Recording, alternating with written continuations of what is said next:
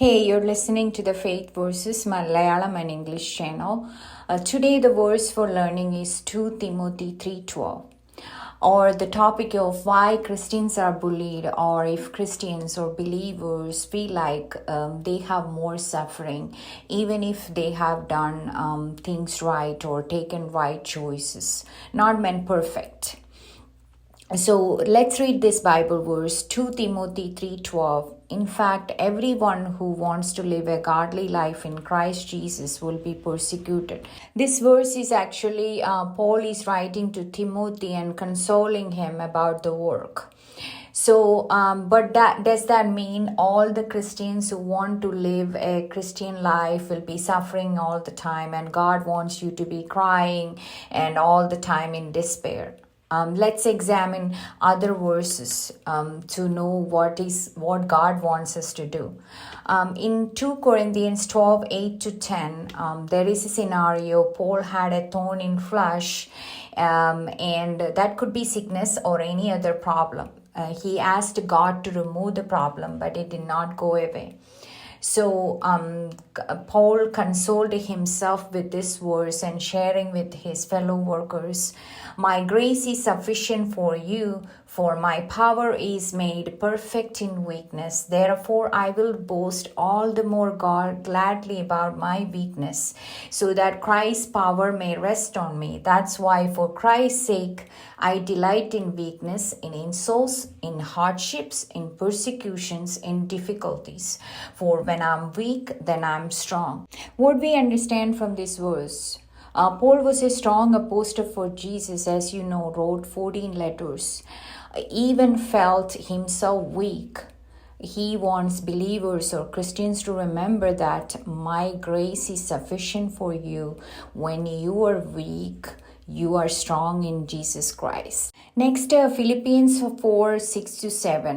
Paul says, "Do not be anxious about anything, but in every situation, by prayer and petition, with thanksgiving, present your request to God, and the peace of God, which transcends all understanding, will guard your hearts and your minds in Christ Jesus." So in this one, there will be times where the Christians have to be anxious, but God wants you to submit everything in prayer and petition, and the peace of God will guard your hearts. So that's why when people sometimes look at believers and think that, oh, they are going through so many troubles and how come they can be so peaceful, because that is relying on the peace of God.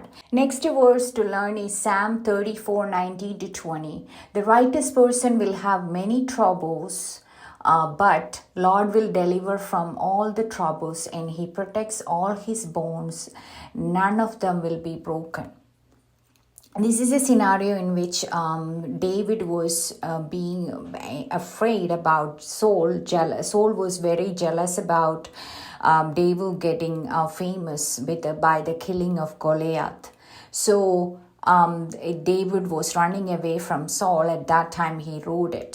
What that means, there will be troubles, but God will protect you and you will be safe. In summary, number one, devil will come behind Christians with insults, hardships, persecutions.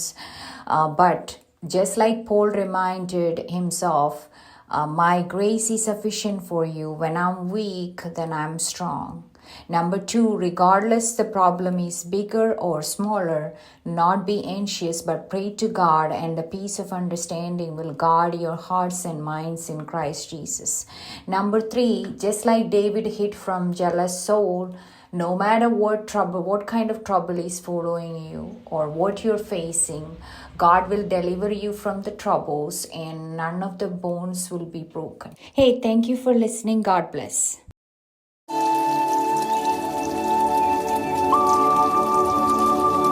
ഇന്നത്തെ ചിന്തയ്ക്കുള്ള ദൈവവചനം 2 തീമോത്തിയോസ് 3:12. അഥവാ എന്തുകൊണ്ട് ക്രിസ്ത്യാനികൾ അല്ലെങ്കിൽ വിശ്വാസികൾ എപ്പോഴെങ്കിലും ചിന്തിച്ചിട്ടുണ്ടോ, ഞാനെല്ലാം ശരിയായ ദൈവത്തിന് എതിരായി ഒന്നും ചെയ്യുന്നില്ല, എന്തുകൊണ്ട് എനിക്ക് കഷ്ടങ്ങൾ വരുന്നു? നമുക്ക് ദൈവവചനം വായിക്കാം.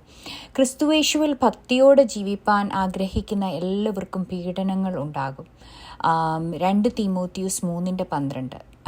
അതായത് ആ വാക്യം മനസ്സിലാക്കിയത് ഭക്തിയോടെ ജീവിക്കാൻ ആഗ്രഹിക്കുന്ന എല്ലാവർക്കും ഉപദ്രവങ്ങളുണ്ടാകും.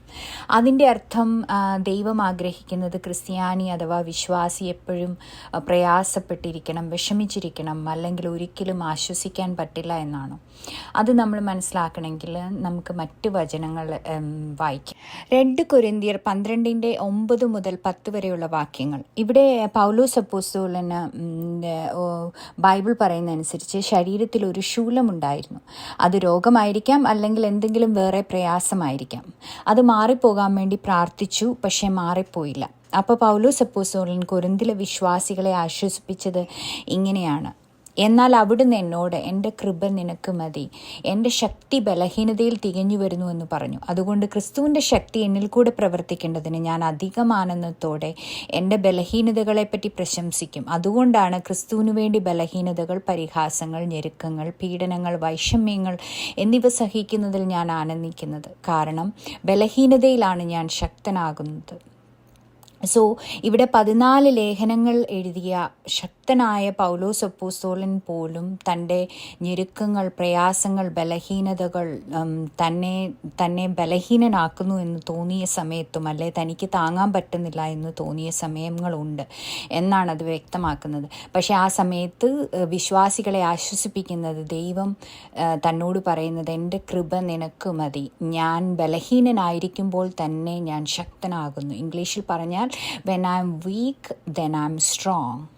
അടുത്ത വാക്യം ഫിലിപ്പിയർ 4:6 മുതൽ 7 വരെയുള്ള വാക്യം. ഇവിടെ പൗലോസ് അപ്പോസ്തലൻ ഫിലിപ്പിയരോട് ആശംസിക്കുന്നത്, ഒന്നിനെക്കുറിച്ചും വ്യാകുലപ്പെടരുത്, മറിച്ച് എല്ലാ കാര്യങ്ങളും പ്രാർത്ഥനയോടും യാചനയോടും നിങ്ങളുടെ ആവശ്യങ്ങൾ ദൈവസന്നിധിയിൽ സ്തോത്രത്തോടുകൂടെ സമർപ്പിക്കുകയാണ് വേണ്ടുന്നത്. അങ്ങനെയെങ്കിൽ മനുഷ്യൻ്റെ ഗ്രഹണശക്തിക്ക് അതീതമായ ദൈവിക സമാധാനം നിങ്ങളുടെ ഹൃദയങ്ങളെയും ചിന്തകളെയും ക്രിസ്തുയേശുവിൽ സംരക്ഷിക്കും. അതിൽ നിന്ന് മനസ്സിലാക്കേണ്ടത് എങ്ങനെയാണ്?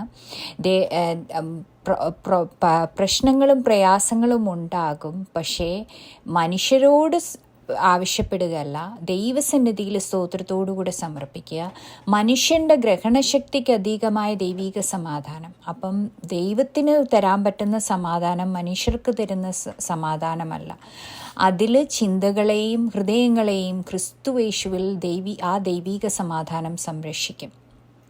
അടുത്തത് സങ്കീർത്തനങ്ങൾ 34:19 മുതൽ 20 വരെയുള്ള വാക്യങ്ങൾ. ഇതിൻ്റെ സാഹചര്യം എന്നാന്ന് വെച്ചാൽ, പഴയ നിയമത്തിലെ ദാവീദ് ഗോലിയാത്തിനെ കൊന്ന ശേഷം ശൗൽ ദാവീദിനോട് അസൂയയായി.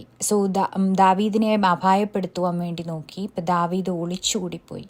അവിടെ ഇരുന്ന് കൊണ്ട് എഴുതിയ സങ്കീർത്തനമാണ്. നീതിനിഷ്ഠരായ മനുഷ്യർക്ക് ധാരാളം യാതനകൾ ഉണ്ടാകും, എങ്കിലും അവയെല്ലാറ്റിൽ നിന്നും യഹോവ അവരെ വിടുവിക്കുന്നു. മറ്റ് ട്രാൻസ്ലേഷൻ, നീതിമാൻ അനർത്ഥങ്ങൾ വളരെയാകുന്നു, യഹോവ അതിൽ നിന്നെല്ലാം വിടുവിക്കുന്നു. അവിടുന്ന് അവരുടെ അസ്ഥികളെല്ലാം സംരക്ഷണം നൽകുന്നു, അവയിൽ ഒന്നുപോലും ഉടയ്ക്കപ്പെടുകയില്ല. അതിൻ്റെ അർത്ഥം ഭാരങ്ങളും പ്രയാസങ്ങളും ക്രിസ്തീയ ജീവിതത്തിലുണ്ട്, പക്ഷേ ദൈവം അവരെ വിടുവിക്കും എന്നുള്ളതാണ്. ചുരുക്കത്തിൽ ഇന്നത്തെ വാക്യം പഠിച്ചതിൽ ക്രിസ്തുയേശുവിൽ ഭക്തിയോടെ ജീവിപ്പാൻ മനസ്സുള്ള എല്ലാവർക്കും ഉപദ്രവം ഉണ്ടാകും എന്ന് പഠിച്ചതിൽ നിന്ന് 3 കാര്യങ്ങളാണ് പഠിച്ചത്. പിശാച് നിൻ്റെ പുറകെ പ്രയാസങ്ങൾ, ഞെരുക്കങ്ങൾ, പരിഹാസങ്ങളുമായി വരും. പൗലോസ് അപ്പോസ്തലൻ പോലും ദൈവം പ്രാർത്ഥന കേൾക്കുന്നില്ല, താൻ ബലഹീനനെന്ന് തോന്നിയ സമയത്ത് ആശ്വസിപ്പിച്ചത് ഇങ്ങനെയാണ്: എൻ്റെ കൃപ നിനക്ക് മതി, ഞാൻ ബലഹീനനായിരിക്കുമ്പോൾ തന്നെ ഞാൻ ശക്തനാകുന്നു. രണ്ടാമത്, ദൈവം ഒന്നിനെക്കുറിച്ചും ആകുലപ്പെടുവാൻ ആഗ്രഹിക്കുന്നില്ല. ദൈവിക സമാധാനം മനുഷ്യൻ്റെ ബുദ്ധിക്കതീതമായി സകല ഹൃദയങ്ങളെയും ചിന്തകളെയും ക്രിസ്തുയേശുവിൽ സംരക്ഷിക്കും. മൂന്നാമത്, കൊളോക്കിയൽ ലാംഗ്വേജിൽ പറഞ്ഞാൽ, കുശുംബനായ ശൗലിനെ പോലെ നിൻ്റെ പുറകെ പ്രയാസങ്ങളും പ്രശ്നങ്ങളുമായി ബുദ്ധിമുട്ടിക്കുന്നവരുണ്ടാകാം, അല്ലെങ്കിൽ രോഗങ്ങളായിരിക്കാം. ദാവീദ് സങ്കീർത്തനത്തിൽ പറഞ്ഞ പോലെ ആശ്വസിപ്പിക്കുക. യഹോവ നീതിമാന്റെ അസ്ഥികൾക്ക് സംരക്ഷണം നൽകുന്നു, അവയിൽ ഒന്നുപോലും ഉടയ്ക്കപ്പെടുകയില്ല. Thank you for listening. God bless.